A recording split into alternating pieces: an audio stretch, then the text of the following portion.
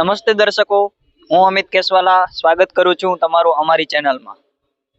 દર્શકો, આજે અમારી ટીમ આવી પહોંચી છે ગુજરાત રાજ્યના પોરબંદર જિલ્લામાં. બોખીરા એરિયા છે અહીં, અને અહીં એક બોખીરા મેહર સમાજ કરીને એક વંડી છે.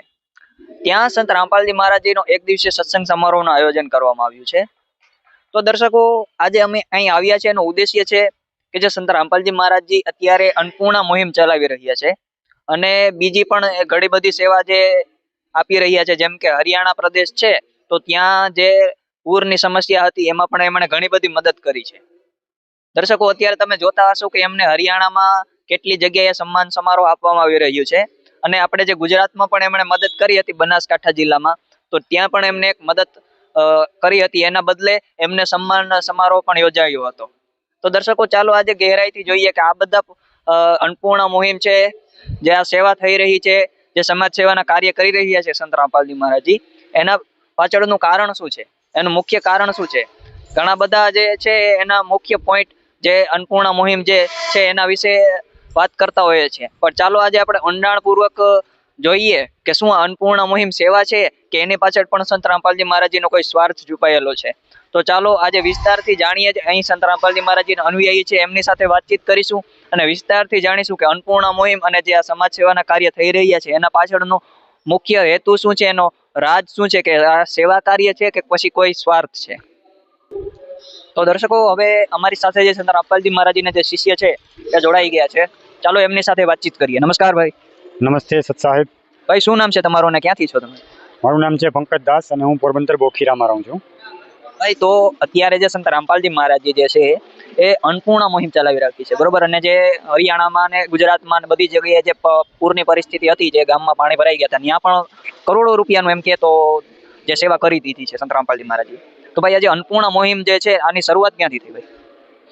જો આ શરૂઆત જ્યારે હરિયાણા, પંજાબ, હિમાચલ, ગુજરાત અને રાજસ્થાન અને પહેલી સાઈડ દિલ્હી અને યુપીમાં જ્યારે બહાર આવી હતી અને ગામના ગામ એ પાણીમાં ડૂબેલા હતા, તો ત્યારે પંજાબમાં તો સેવા ચાલુ હતી, પણ હરિયાણાની અંદર ગુરાણા ગામ છે, ત્યાં સંત રામપાલજી મહારાજે અન્નપૂર્ણા મુહિમ તહેત એક મુસ્લિમ પરિવાર છે, એમને મકાન સોંપવાનું હતું. ત્યાંના સરપંચને બોલાવવામાં આવ્યા અને સરપંચે એવી વાત રાખી કે તમારા ગુરુજી સંત રામપાલજી મહારાજ પેલી મકાનોની સુવિધા આપી છે તો બહુ સારું કહેવાય, પણ અમારા ગામની અંદર પાણી ભરેલું છે અને કિસાનોના ખેત પણ પાણીમાં ડૂબેલા છે, તો આના માટે પણ કંઈ ગુરુજી અમને બે ચાર મોટર અને પાઇપ આપી દે તો અમારી ફસલ બહુ હોઈ શકીએ આગળની. તો ગુરુજીને પ્રાર્થના લગાવી તો ગુરુજીએ કીધું કે ગુરાણા ગામને જેટલી પણ સહાયતા જોઈએ, જેટલી મોટર પાઇપ જોઈએ એ બધું આપી દો એમને અને સેવા ચાલુ કરાવો. એ પછી જે ત્યાંના લોકલ ન્યૂઝવાળા છે, મીડિયાવાળા છે, એ લોકો પણ ત્યાં જોવા આવ્યા અને પ્રચાર વધવા માંડ્યો. તો એમ કરી અને જેમ કે આખું હરિયાણા લગભગ 600ની આસપાસ ગામ છે, એ 600 ગામની અંદર સંત રામપાલજી મહારાજ અન્નપૂર્ણા તહેત મુહિમ તહેત પેલી સેવા આપી છે મોટરોની પાઇપની, કે જે ગામની અંદર જ્યાં કોઈ ગામમાં 40,000 ફૂટ પાઇપની જરૂર હોય તો 40,000 ફૂટ પાઇપ આપ્યા છે, મોટરો આપી છે, કોઈ ગામમાં 8 મોટર, 10 મોટર, કોઈ મોટર 15 હોર્સ પાવરની છે, કોઈ 20 હોર્સ પાવરની છે. તો આ રીતે સંત રામપાલજી મહારાજે કરોડો અરબો રૂપિયાનું દાન કરી આપ્યું છે નિસ્વાર્થ ભાવેથી, કારણ કે કોઈ સ્વાર્થ નથી આની અંદર. અને પછી રાજસ્થાનમાં પણ આ રીતે હતું, ત્યાં પણ સહાયતા કરવામાં આવી અને ગુજરાતમાં પણ.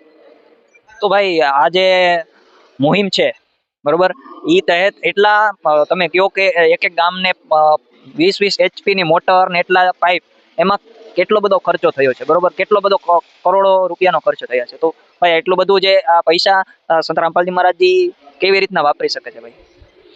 જો એક તો એ છે કે ભગવાન છે ને, ભગવાનના ડિક્શનરીમાં કોઈ અસંભવ શબ્દ નથી.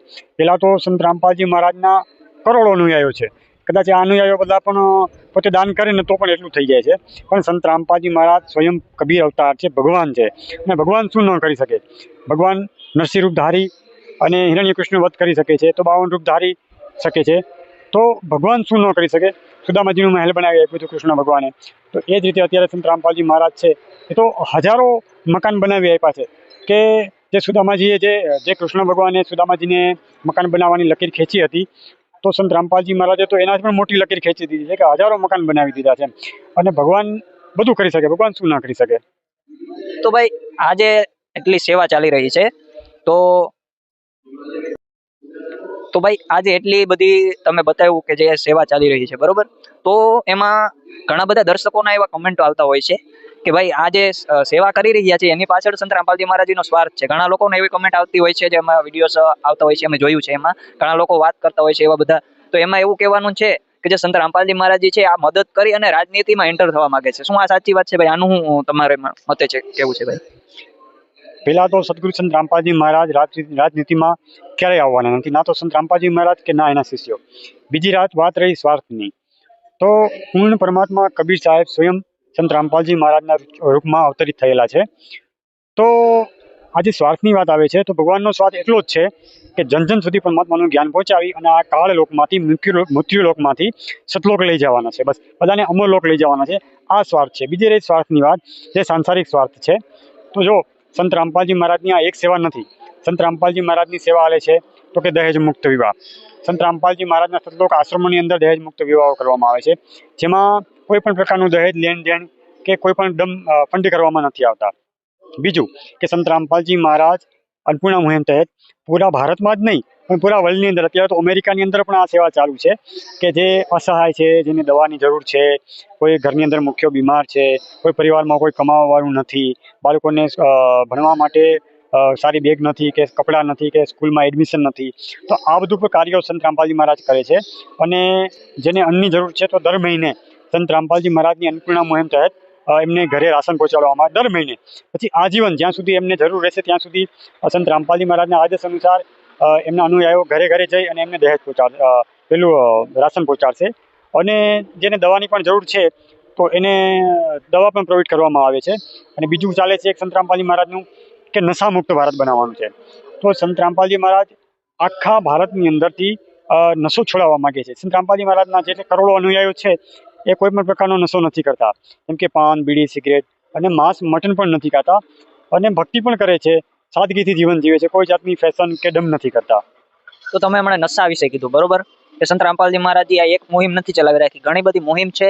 અને એમાં એ તમે એક વાત કીધી છે કે નશો, બરોબર, તો એ પણ એક અમે જાણ્યું છે કે સંત રામપાલજી મહારાજજીને જેટલા અનુયાયીઓ એ નશો નથી કરતા. તો એ તમે પણ શું કોઈ પણ પ્રકારનો નશો નથી કરતા? ના, બિલકુલ અમે કોઈ પ્રકારનો નશો નથી કરતા. પહેલાં અમે પણ નશો કરતા, જેમ કે આપણા ગુજરાતમાં ચલણ છે પાન મસાલા તમાકુનું, તો અમે પણ પહેલાં ખાતા. હવે સંત રામપાલજી મહારાજ પાસે જોડાણા ને પછી એ બધી વસ્તુ મૂકી દીધી છે.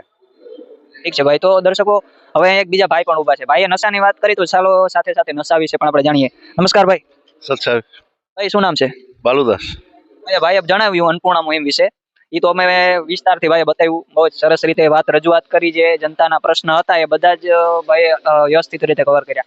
ભાઈએ વાતમાં પ્રશ્ન નીકળ્યો છે નશા વિશે, કે સંત રામપાલજી મહારાજને કોઈ અનુયાયી નશો નથી કરતા. ભાઈ, તો તમે સંત રામપાલજી મહારાજજી પાસે જોડાઈ ગયા?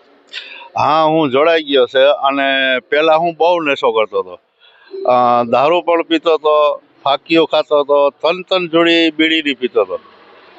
હવે કોઈ પણ પ્રકારનો નશો નથી કરતા તમે?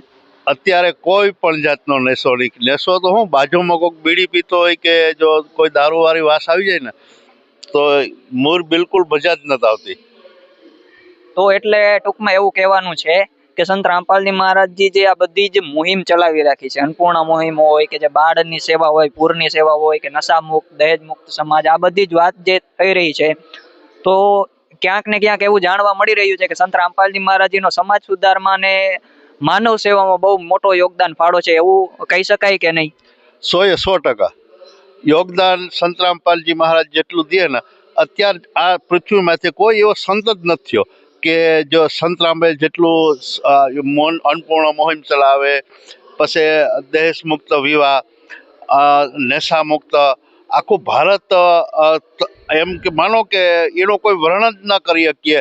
એ સંત રામપાલજી આખું અત્યારે એના શિષ્ય પર કામ પર કરી રહ્યા છે, અને સંત રામપાલજી મહારાજનો આદેશ પણ એ છે. ભાઈ, ધન્યવાદ. સત સાહેબ. દર્શકો, તો આજે તમે જોયું કે આજે સંત રામપાલજી મહારાજજીના અનુયાયીઓ પાસેથી વિસ્તારથી આપણે અન્નપૂર્ણા મુહિમ વિશે વાત કરી, અને આપણે જોવામાં આવી રહ્યું છે એમને બીજી મુહિમ વિશે પણ જણાવ્યું. અને આપણા જે પ્રશ્નો હતા એનો આપણે જે ભાઈએ વ્યવસ્થિત રીતે ઉત્તર આપ્યો અને વ્યવસ્થિત રીતે સમજાવ્યું કે અન્નપૂર્ણા મુહિમ ખરેખર શું છે. અને એ પણ જાણ્યું કે અંતે આપણે નિષ્કર્ષ કાઢી શકીએ કે સંત રામપાલજી મહારાજજી અન્નપૂર્ણા મુહિમ જે ચલાવી રહી છે, બીજી પણ જે મુહિમ છે ચલાવી રાખી છે, એ ક્યાંક ને ક્યાંક સમાજ સેવા અને માનવ સેવાના રૂપમાં અત્યારે કામ કરી રહી છે આ બધી મુહિમ. અને આ મુહિમ એટલી બધી હદ સુધી એટલી આગળ વધી ગઈ છે કે અત્યારે સમાજ એવો તૈયાર થઈ રહ્યો છે, માનવ સેવા એવી થઈ રહી છે જે તમે લગાતાર જોતા જ હશો. તો દર્શકો, આવા જ વિડીયોઝ જોવા માટે અમારી સાથે બન્યા રહો. હું અમિત કેસવાલા, कैमरामैन विनोद ने साथ. धन्यवाद. सतलोक टीवी गुजरात फेसबुक पेज को लाइक और फॉलो करना न भूलें। अधिक जानकारी के लिए आज ही डाउनलोड कीजिए संत रामपाल जी महाराज एंड्रॉइड ऐप।